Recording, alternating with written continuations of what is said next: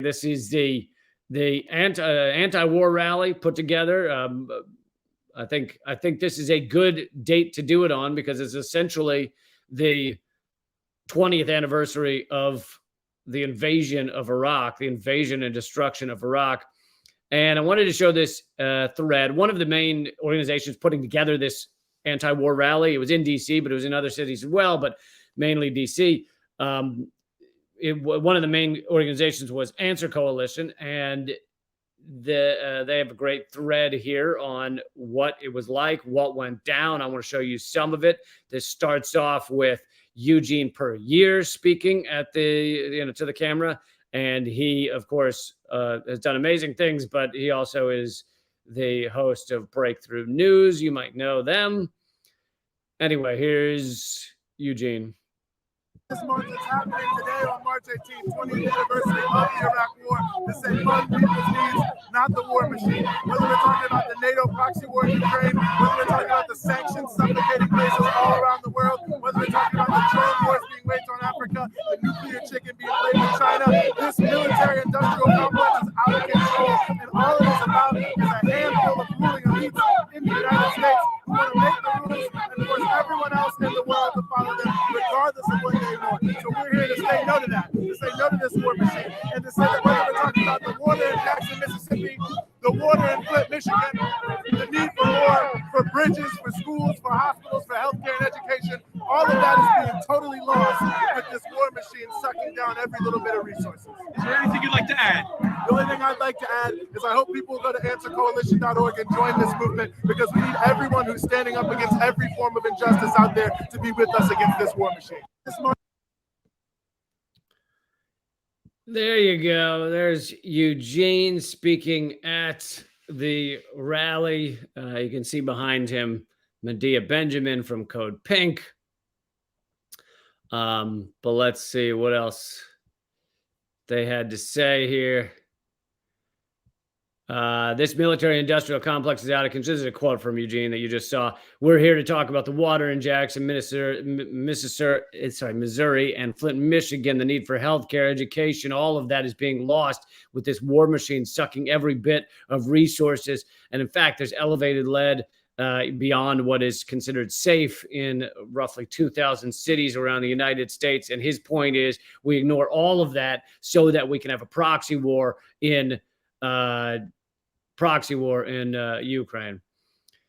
Here's another Answer Coalition tweet. Remember Iraq, no more wars based on lies. On the 20th anniversary of the criminal U.S. invasion of Iraq, we marched in D.C. to demand peace in Ukraine and say no to the U.S. war drive, no to endless war, and no to austerity. The corporate media has decided, this is a quote from Brian Becker, so actually I'll just play it rather than quote it here. ABC, corporate media has decided to boycott the American people when they speak up against the war machine. CNN, NBC, ABC, all the corporate networks are just echo chambers for the Pentagon, nothing else. Don't think of them as the real media or real journalism. Alternative media is the media. Thank you so much.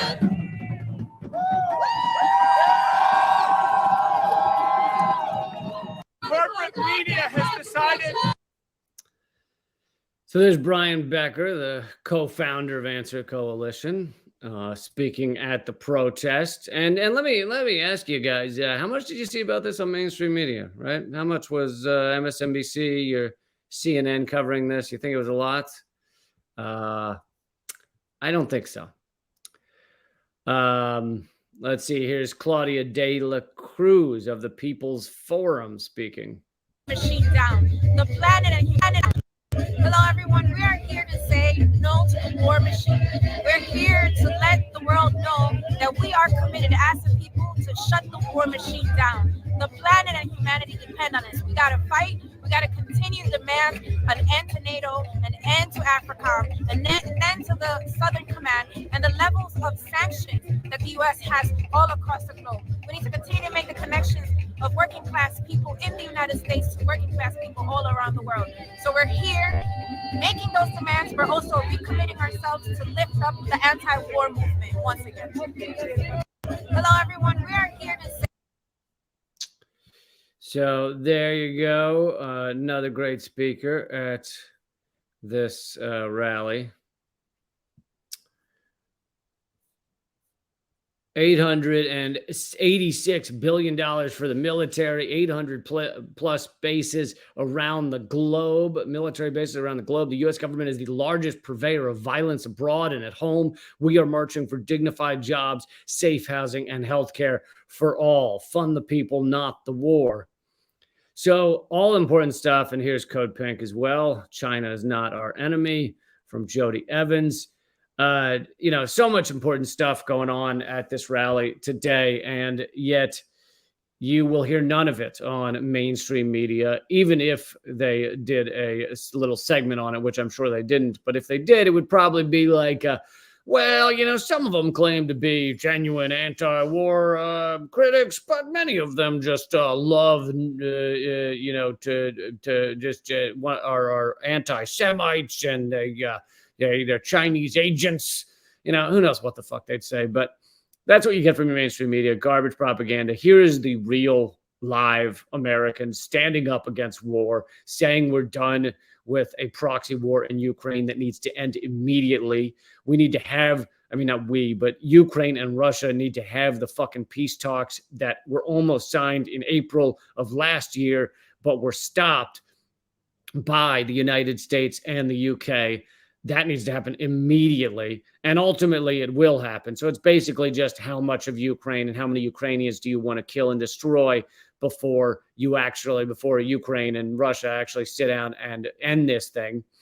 But Ukraine won't allow it because Zelensky is a puppet of the United States doing the proxy war bidding.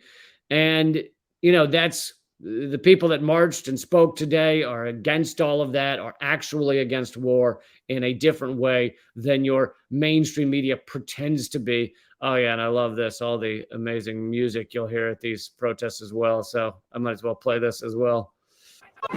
Just 10 seconds.